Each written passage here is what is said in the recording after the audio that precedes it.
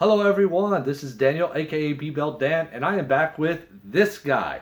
If this is your first time watching my channel or any of these videos, this here is a Skeksis puppet that I have been working on and off for quite some time. Now, many of y'all are looking at this and thinking, well, Daniel, I thought you said you were somewhat finished with the guy and you weren't going to do any more videos. And that is true. However, though, I have received a lot of comments and a lot of requests that I continue working on him on screen and not off screen. And y'all were asking for more videos of this guy, and y'all were wanting to see it more step by step until it's completed. So I've decided to go ahead and oblige and continue with these episodes. Now, they're not going to be as regular as they were because I definitely want to try to do some other projects, but the series is back. So this is episode, I forgot, 15, 16, something like that. Or you could say it's part 1 of season 2, or however which way you want to call it. But we're back, we're working on him, and so to start off this episode, I'm going to first go over with where we left off on this guy and what still needs to be done. So from there, I pulled this guy out of storage and started looking around at him and thinking of, what all I need to do to improve. And there are some things that are sticking out on how I need to repair. So first off, let's go through repairs. There's surprisingly not that many repairs that I need to do. He actually held up pretty well, outside of maybe some of his wrinkles disappearing from the adhesive that I used to make those said wrinkles. But that's really not that big of a deal, not that big of a problem. One thing that did happen is that his lip snarling effect is kind of broken. Okay, so one of the things we're going to be looking at here is this part of the beak where we allowed him to be able to snarl here.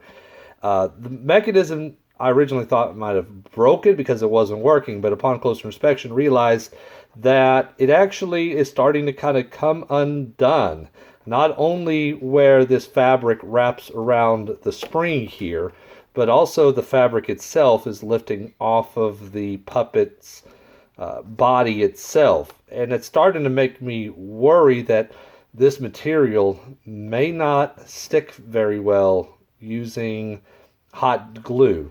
I'm going to try to go back in and hot glue this section here back onto the skull itself, but for this part I'm going to try something a little bit different. It may work, it may not work, but I'm going to try using some thread to go ahead and thread these little flaps around this spring here, so when I pull on the cable, it's going to go ahead and do that snarling effect. Now I got to be very careful on how I do this because I'm afraid that this is going to show up become very obvious, especially in close-ups, unless I try to hide it between these scales here. So I got my thread ready. I'm going to go ahead and sew this up and go ahead and glue this down, and we'll see how this works and see if this improves it. If not, I'm going to have to start looking at alternate methods of gluing this material, because if it's not going to work very well with hot glue, then I'm going to have to do some experimentation, or else this is going to completely start coming up as from what we see here all the way up and around, and it's eventually going to fall apart, and we can't have that. So let me go ahead and take care of this first, and I'll be back. Okay, got done sewing it and gluing this piece back in here using the hot glue. We'll see how well that holds. But as far as the stitches is concerned, it didn't do too bad of a job. I mean, you really can't see the stitches unless you look very, very closely. But I doubt, if at all I'm going to ever zoom in that close to where you can see the stitches. But the snarling effect does indeed work. There we go. So that part is taken care of. In fact, I think it actually works a little bit better now that I have that. Now, I don't know if it'd be detrimental in the future, but process of sewing this, I actually sewed it a couple of times into the spring itself. So that's either going to make it better and help it out, or it's going to make it worse. So we'll see. Time only will tell. So that's down, and let's take a look at some other things we need to work on. Now on to improvements. For improvements on this guy, there's quite a few of those. For one, I need to fix his eyebrow, because his eyebrows, let me see if I can find one, is not quite, nope, that's his blinking motion. Nope, that's his blinking motion. I need to probably have these labeled. Ah, right there. His eyebrow motion is not as active as I was hoping that it would probably be. And part of that, I definitely know, is because what I did is that it's mostly 3D printed, and I tried to adhere plastic to metal. And even though that I scraped at the metal to try to give the metal, a way for the adhesive to bite into that metal, I could still tell that the plastic is moving freely. In some areas it is actually gripping on, and that's allowing that little bit of movement that we're seeing there, but it's nowhere near to the level that I was aiming for. So I might have to go back in and try something else. Either try some different adhesive to get that metal and the plastic to stick to each other, or I may go forward and use some aluminum to fabricate those pieces that I originally 3D printed into metal, and use some solder, the same type of solder I used for my Freddy Krueger glove, to get it to where those pieces are going to stay and not move, so it'll be more metal. That may or may not lighten it, or it may make it heavier. I really don't know. I'll have to probably see. That's going to be done in another episode. The other thing is his blinking mechanism is, the blinking, no, actually that works very well. His eyes moving side to side. His blinking, said I do need to label these, but his blinking here, it works. It has a movement, but for some reason the range of motion on it is not quite as good as I was hoping it would probably be, so I need to go back in and fix that. I feel like if I could just get it to where it can close all the way and not just partially, then that should work. So I need to figure out, it was supposed to close all the way, but it's not. So I need to figure that out. Let's take a look at the other one. This one closes almost all the way, but not quite. But it works very well, so I need to try to see whether if I need to either change out the spring and maybe not use as powerful a spring because it's probably getting tough in that motion, or, I don't know. I'll have to play around to try to see if I can get that eye to close. But other than that, that's the only things for improvements that I can really see. I could go through and try to improve some more the texture of his skin, giving more hair, what have you, in certain places to make it to look a little bit more non-generic, to give him a little bit more character. Maybe make the metal here look a little bit more metallic, which I have a couple of ideas on that. But I'm definitely also going to try to improve some other things on it. Remember, I've never done anything this complicated before. This is all me going through and trying to figure this out on the fly with a little bit of knowledge that I have. And now we move on to the final portion of this particular portion of the Skeksis puppet, and that is things to finish. Obviously, where I left off was his neck. That I'm definitely going to need to try to finish. I want to try to put maybe some thicker material, maybe some very thin foam into this, especially also including back here to the neck. I was originally going to put some foam in there, but due to time I didn't, so I want to finish that. And the eyes, I want to try to go through and do a little bit more work on the eyes, because you probably can't see it on camera, but they're very flat. They look very dry. I want to go in with some different kinds of paint, or maybe some epoxy resins or something, to try to make that eye actually look more wet, like an actual eye. And all of that is just with this puppet head. There is more to this particular fellow here, because it is a puppet. Now, part of this puppet is to where he was to be hand operated. So you could put your hand in him and it could be fully operated by a puppeteer behind the scenes, just like how the original Skeksis was. So I could have, if this was a costume, imagine I have his head out here. My head is inside the body, and then I can have one free arm to move around so he can grab and interact with things and, eat things and what have you. But I also intended to make it to where if I wanted to, or if need be, the head can be fully operated off to the side or off screen, so to say, by another puppeteer. And that includes not just the head, the mouth, but also the neck as well. So we started working on different devices for that. So let's go ahead and take a look at the second part, which is the parts that would go on to him that would make it to where he could be completely automated and puppeteered offset, therefore allowing the person in the suit to use both hands. So if he's doing some fighting, or if he's doing something where he definitely needs both hands, it could be one puppeteer operating that while another puppeteer is operating all of this. So let's take a look at that. Okay, now that brings us to this part of the puppet, which this was to be the cable operated neck. And what it is that if you see here, that I would have another part of the lower jaw, which I do need to finish, try to make this lower jaw look like the lower jaw from the hand operated puppet. But it was completely removable, so I could take this piece, I could take the lower jaw off of the other puppet and put the head portion on with all of the eyes, cabling and all that type of stuff onto this, and then you could operate the neck as well as the other features off screens using these cables here. So, but as we can see here, and the problem is that the neck starts to behave in some very different ways. I mean, if I want him to try to look up, without the head sagging, it pulls the jaw up so that jaw would be like this.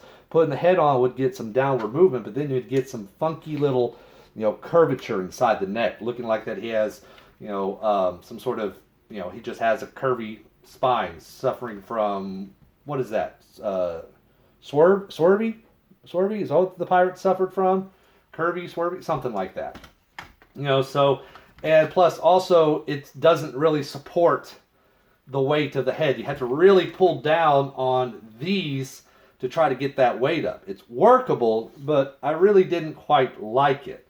So I need to go through, and that's what we're going to do in this episode real quick, is I'm going to try something to see if it adds support. I've made another one of these little pieces of vertebrae here. So I'm going to go ahead and move these vertebrae around, put in that third piece here, hoping that more sections of vertebrae will actually give this a little bit more structure and make it easier to move and a little bit more controllable to move using these cables here. Oops, I'm just knocking everything down. And I'm also going to run the wires back in through here to the head in hopes that these wires can help support it. So let's go ahead and do that real quick, and I'll come back with it completed and we'll see if it makes any kind of difference. Okay, I just finished installing the additional vertebrae and adjusting the other ones, and I went ahead and moved the cables all the way up to the front of the neck again, and it does indeed improve it. So I believe that I'm kind of on the right track with that. I mean, the movement seems to be just a little bit more natural. However, it's not behaving just the way that I want it to behave, because as we can see, as I turn it or I pull up on it, it's the whole thing, including the head, because this is the beak, is looking straight up. I want to try to get it to where by default it looks straight ahead like this, and then as I pull it, if I pull it up, the head will look up, pull it down, the head will look down, and I turn it side to side. But all of this weight seems to be causing this to, it's weighing down, and this is without the head here. So I'm going to try a couple of other little things, and maybe y'all might have a suggestion of what to do.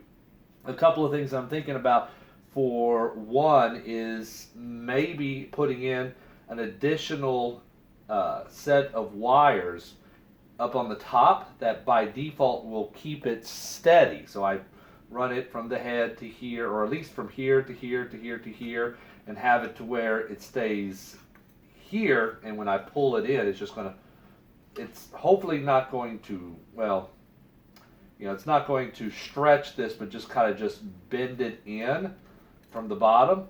That's one idea. I don't know if that's going to work, though, the more that I'm thinking about it, now that I'm saying it out loud. Another thing that I'm going to try to do is also maybe replace this this little water hose here, metal water hose that I have, with maybe a spring or something, a very tough spring, and that should hopefully maybe keep it to where it's level, when there's no wires being pulled.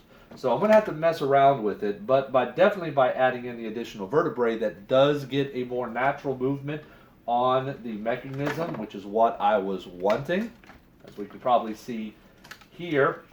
And I can get a lot better movement with it if I was to have this hooked up to, let's say, one of the control mechanisms that I created. And I could probably add more vertebrae in to get even better movement, but I don't think it's going to fix the issue that I'm having with stability and the neck itself supporting the head itself, because I believe that I wanted the Skeksis head to be kind of out like this here. So I'm going to mess around with this a little bit, as I even mess around with the Skeksis head, and see if I can get any kind of improvements or getting anything closer to what I'm wanting. Another option that I'm also thinking about doing is, instead of having the vertebrae to where it's flimsy like this, or at least the centerpiece, maybe replace this with actual hinges to where they only move certain directions, such as the hinge here can only move side to side, this section move up and down, this section moves side to side, and this one right here moves up and down. So only two sections of the vertebrae is only moving one direction, the other two can move the other direction. Maybe that might stiffen it up a little bit more as well. So I might do some more research, some more experimenting, some more thinking to try to get that to work out. So we'll see. Okay, everybody, and with all of that, that is going to conclude this episode. It may not have been a long episode, and it may not have had a lot of stuff in it as far as construction or building concerned, but consider this kind of just a up to date of where I'm standing on this puppet and what I probably need to work on. But just so I don't leave y'all empty-handed, I want to go ahead and leave y'all on this, is that I have started working on the character of this puppet. I have messed around with him and everything, and one of the things I came up with is his name, and his name is going to be Skeknor, following along the lines of the names I was given to the Skeksis and all the Skeksis in the Dark Crystal Age of Resistance. I don't believe that that is being used, so that's what his name is. And my idea, probably from the get-go, is that he is the Sentinel or Guardian Skeksis. He was kind of the one that would always be standing guard with whatever the Skeksis as a whole found important. And he would always defend it with his life, which eventually at one point in time ends up causing the loss of his life. But also, let me go and throw this out to y'all, is that somebody actually asked me, it's like, well, with all this latest technology, why don't you go ahead and try using servos and microcontrollers and everything to do a lot of this, like what they're probably doing right now. And that's not a bad idea. Just if you think back to the original first couple of episodes, though, I said I wanted to try to do this in homage to the way that Jim Henson did a lot of his older puppets, and a lot of the earlier puppets in movies that we've seen, is that they were all cable operated. So I wanted to kind of pay homage to that by keeping this cable operated. But y'all let me know what y'all probably think about that. Would y'all like for me to see about making this guy starting from scratch, but utilizing more modern technology, servos, radio controllers, microcontrollers, and everything like that, to where everything could be operated, using a computer or joysticks or remote controls and everything like that, and he could still be operated by hand or maybe operated completely as a robot. Y'all let me know. I mean, I'm kind of like the idea, but if I'm going to do that, that would probably mean, though, that I would be stopping this project here so I can move on to that project instead. So let me know in the comments below what y'all probably think. But until that next episode, I just want to say this is Daniel, aka Bbeltdan. This here is Skeksis, and this is the Skeksis Puppet Project, and thank you for watching. I'll see you next time.